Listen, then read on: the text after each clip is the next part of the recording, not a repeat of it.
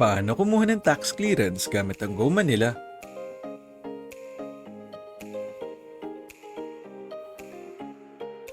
Pindutin ang e-government at piliin ang real property tax.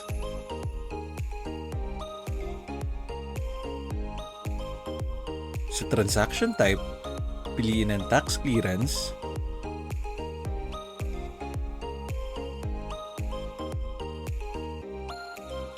at pindutin ang proceed.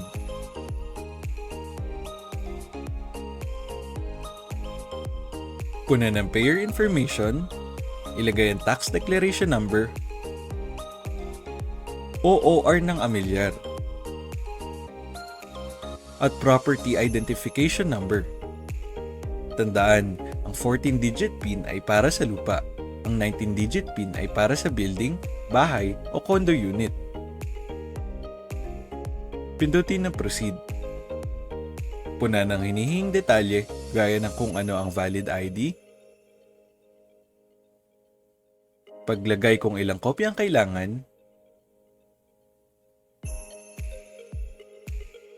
at kung ano ang purpose nito.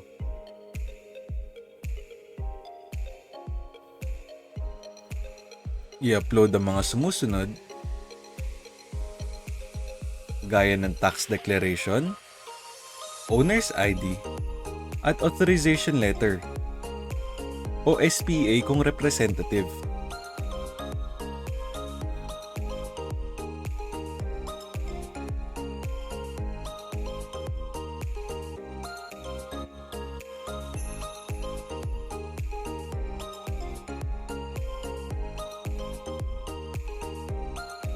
Pindutin ang submit.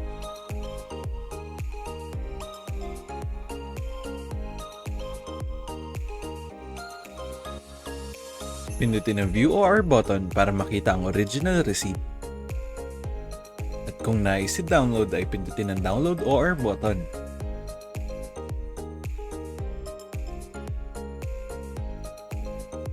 Pindutin ang View Clearance button para makita ang clearance. Kung nais i-download ay pindutin ang Download button. Tandaan, nakadepende sa kung ilang kopya ang nilagay ang pwedeng ma-download. At mas mabuti na i-download ang tax clearance copy sa computer kaysa sa cellphone bago i-print.